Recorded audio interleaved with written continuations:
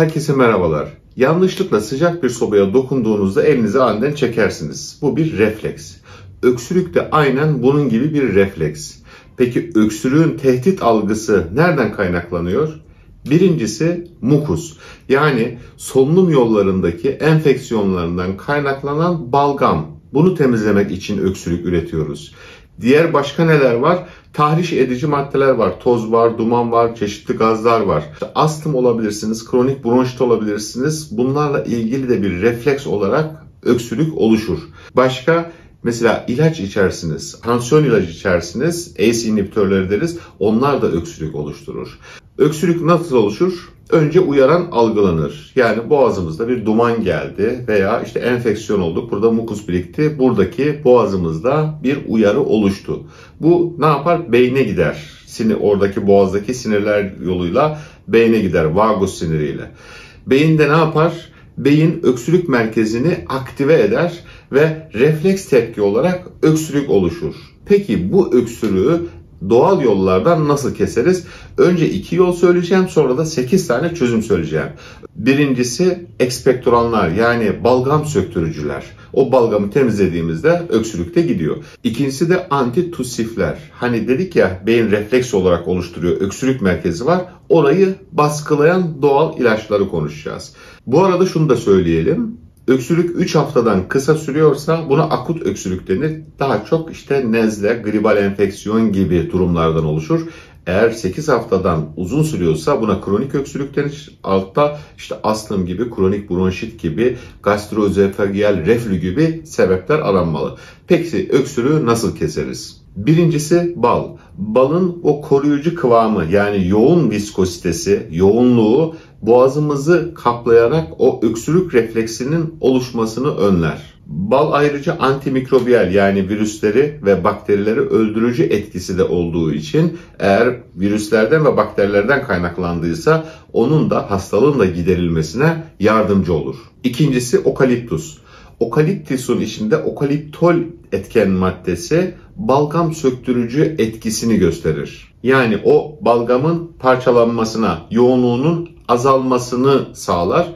Diğer taraftan o boğazımızı genişletmeye, çünkü öksürük boğazımızı da aynı zamanda daralmaya da yol açar. Bu da bronkodilatatör dediğimiz boğazımızı genişletici etkiye sahiptir. Okaliptusun yaprağından elde edilen uçucu yağ öksürük tedavisinde kullanılır. Ama o uçucu yağın ağız yoluyla, oral yoluyla alınması, yoğun yağ olarak alınması bazı tehlikelere yol açar. Onu da söyleyelim. Üçüncüsü meyan kökü. Hem boğaz ağrısını keser hem de öksürüğü giderir. İçinde saponinler etken maddesiyle bunları yapar.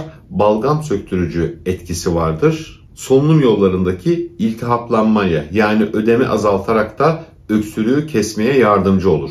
Meyan kökünün bir de müsilaj etkisi var. Hani Marmara'da bir müsilaj oluşmuştu denizin üzerinde.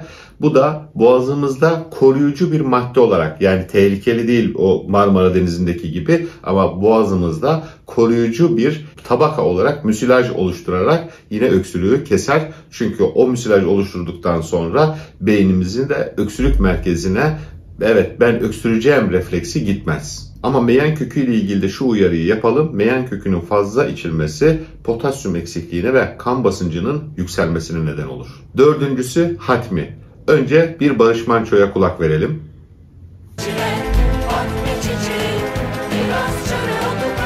Barış abimizin dediği gibi hatmi çiçeği değil, hatminin yaprağı ya da kökü öksürüğün giderilmesine yardımcı olur. İçindeki galaktronik asit aynen meyan kökü gibi bir müsilaj etkisi oluşturarak öksürüğü keser. Beşincisi papaya çayı. Papaya çayının içindeki enzimler o mukus, yani balgamı sindirici enzimler sağlayarak balgamı seyreltir. Yani yoğunluğunu azaltır. Bu da balgamın daha kolayca dışarı çıkmasına neden olur. Altıncısı çuha çiçeği, özellikle balgamlı öksürüklerde etkilidir. Çuha çiçeği bitkisinin kökleri yine aynen bir müsilaj etkisi oluşturarak öksürüğü keser. Çuha çiçeğinin balgam söktürücü etkisi de çok kuvvetlidir. Yedincisi kekik, ama bildiğimiz baharat anlamında kekik değil de kekik yağının solunması öksürüğü keser. Öksürükle seyreden özellikle soğuk algınlığı vakalarında etkilidir. Kekik yağı bu mukusun dışarı atılmasına yani balgam söktürücü etkisiyle öksürüğü giderir. Son olarak 8.'si su.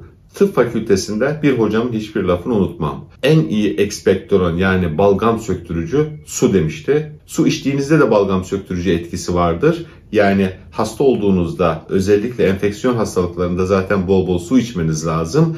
Diğer taraftan ılık bir banyoda balgam söktürücü etkisi gösterir. Umarım sadece birisini uyarmak için diyerek öksürürsünüz. Diğer öksürükleriniz bu şekilde kesilir. Her zaman olduğu gibi sağlık zenginliktir. Sağlıcakla kalın.